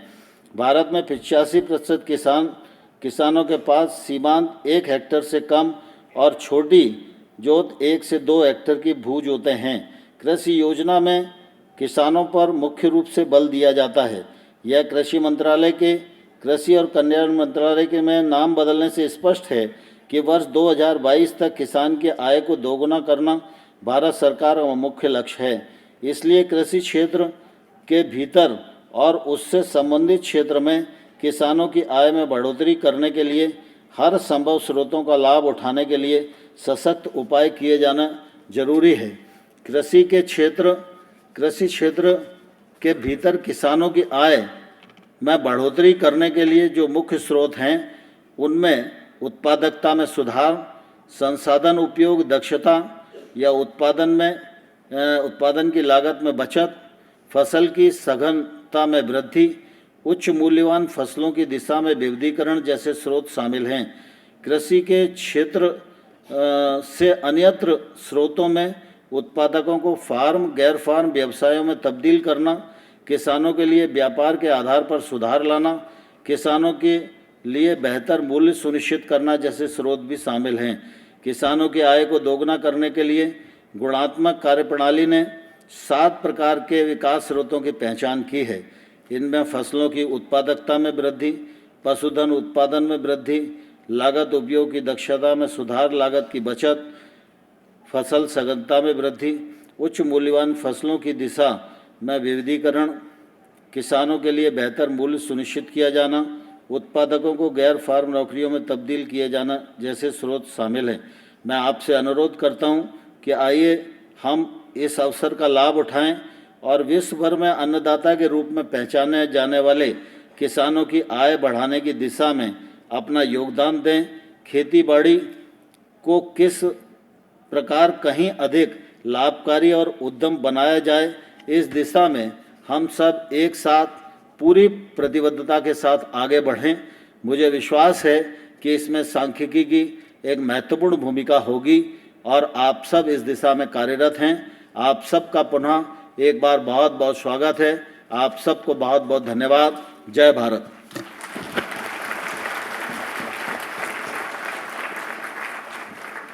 Thank you, Honorable Minister. I would definitely want to talk about Honorable Minister. Under the visionary leadership of Honorable Prime Minister Shri Narendra Modi ji, Honorable Minister of Agriculture and Farmers Welfare, Rural Development and Panchayati Raj Shri Narendra Singh Tomar ji is steering various landmark initiatives undertaken by the Government of India for improving the welfare and livelihood of millions of Indian farmers. Honorable Shri Tomar ji is passionately committed to fulfill the goals set by our Honorable Prime Minister Shri Narendra Modi ji to double the farmers' income by 2022. बहुत बहुत धन्यवाद माननीय आपका हम सबको संबोधित करने के लिए और प्रेरणा देने के लिए। Now I call upon doctor L.M. Bhar, organising secretary, to kindly propose vote of thanks. Respected dignitaries on the dais, good afternoon to everybody. A warm and graceful greetings to our most valued and distinguished guests, dignitaries, delegates from all over the world, scientists, researchers, managers, students, and to one all present in this gathering of scientific colleagues. Gratitude glitters like gold when times make memories overlapping. On the occasion of such magnitude, thank you is all it takes to express gratitude infinitely. On behalf of the organizing committee of the 8th International Conference on Agricultural Statistics, that is ICAS-VIII, it is my most profound privilege to propose a hearty vote of thanks on this occasion to the honorable and most respected dignitaries on the and of the dais, and to dear delegates who blessed us with our benign presence. So please accept our happy vote of thanks. We must extend our deep sense of gratitude to Sri Narendra Singh Tomarji, Honorable Minister of Agriculture and Farmers Welfare, who spared his valuable time from his busiest schedule to bless the occasion. Sir, we are extremely grateful to you for your gracious presence on this occasion and to preside over the functions. We are grateful to you, sir. We are also express to gratitude to Sri Kailash Chaudharyji, Minister of State, Agriculture and Farmers Welfare, for gracing the occasion by his generous presence. It is indeed an honor and matter of great joy for us to extend a heartfelt vote of thanks to our chief guest, Mr. Bill Gates, co-chair, Bill and Melinda Gates Foundation, a philanthropist, pioneer of the microcomputer revolution, who had to leave early because of his other pressing engagement, for gracing this occasion. No doubt, his kind presence has enhanced the expectations from this conference. We are highly indebted to him for kindly accepting our invitation to be the chief guest for this occasion. We are deeply indebted to have high appreciation for Professor Ramesh Chandji, member Niti Aayog, for his kind presence and blessing on the occasion. He has been involved in planning this conference since beginning, and his valuable inputs have helped a lot in shaping the technical program. The challenge of leadership is to be strong but not rude, be kind but not weak, be bold but not bully, be thoughtful but not lazy, be humble but not limit, be proud but not to be arrogant, have humor but without folly. The greatest leader is not necessarily one who does greatest things. He is the one that gets the people to do the greatest things. We are extremely grateful to have our respected Secretary, DARE, and Director General ICAR, Dr. Tilojan Mahapatraji, as our leader throughout this journey. We are indebted to him for his constant guidance, unflinching and untiring efforts, his vision, wisdom, encouragement, and blessing at all times, which have greatly helped towards the successful organization of this mega event. Actually, if this event has been a reality, it is only due to his unstinted efforts. We are indeed grateful to you, sir. We express our grateful to Mr. Petro Gennari, Chief Statistician, FAO Rome, for kindly accepting our invitation and gracing this occasion with his esteemed presence. We are extremely grateful to Mr. Ugo Astuto, Ambassador, European Union of India, for his kind presence and gracing this occasion. We are grateful to Mr. Michael Steiner, Chair Scientific Program Committee, for his support and help throughout the period of this preparation. He has been a constant source of encouragement for the preparation and implementations of this mega event. His visit to India on several occasions to monitor the progress of this event have contributed in a big way. We are indebted to you, Michael. We would like to express our deepest sense of gratitude and thankfulness to Sri Praveen Srivastavaji, Chief Statistician of India and Secretary, Ministry of Statistics and Program Implementation, for his generous support and help. Organization of such mega event is not possible without the support of the Government of India. We are really grateful and indebted to Ministry of Agriculture, Farmers and Welfare for providing financial and other logistic support for the organizations of this conference through its two departments, Department of Agricultural Research and Education, and Department of Agricultural Cooperation and Farmers Welfare. Secretary DAC and FW Sri Sanjay Agarwal ji has played a very vital role in organizing this mega event. He could not be present here during this inaugural function due to some unavoidable reasons. We are very deeply indebted and express our genuine thanks to him. We acknowledge with deep indebtedness our gratefulness to the Ministry of Home Affairs and Ministry of External Affairs so as to enable the delegates to get their visa in time and participants in the deliberations of this conference. We sincerely thank our major collaborators, Food and Agriculture Organizations, FAO, ICAR, Bill and Melinda Gates Foundations, USDA, Eurostat, World Bank, Asian Development Bank, African Development Bank, UNECA, Navratna Foundation Trust, and others for the technical support in the organizations of this event and sponsoring the delegates for this conference. More importantly, we sincerely thank Committee on Agricultural Statistics of International Statistical Institute and FAO for providing this opportunity to India to host this conference. We sincerely and gratefully acknowledge the help and support received from everyone from Indian Council of Agricultural Research, ICAR, Indian Agricultural Statistics Research Institute, IASRI, Ministry of Statistics and Program Implementations, Indian Society of Agricultural Statistics, National Academy of Agricultural Science. We have been fortunate enough to be backed by a strong and focused team of very motivated and dedicated colleagues who know their jobs and are result-oriented. I cannot thank everyone enough for their involvement and their willingness to take on these completions of this task beyond their comfort zones. I take this opportunity to sincerely thank all the chairpersons and committee members for their cooperation for organizations of this event. Last but not last, we are really very much owed to the Almighty that continuously pray to the Omnipresent to provide such opportunity in plenty. On this note, I would like to conclude and extend thanks to one and all making this event a memorable day for us. If there has been any omission of any name or any committee or any ministry, so let me honestly confess that it is not been for any design. It must have occurred by default, and I owe an apology for them. Thank you, and I wish pray fascinating and engaging conference ahead. And to all the delegates, please have a wonderful time in India. Thank you. Thank you. बहुत बहुत धन्यवाद. और अब राष्ट्रगान होगा. May I request you all to kindly rise for the Indian National Anthem.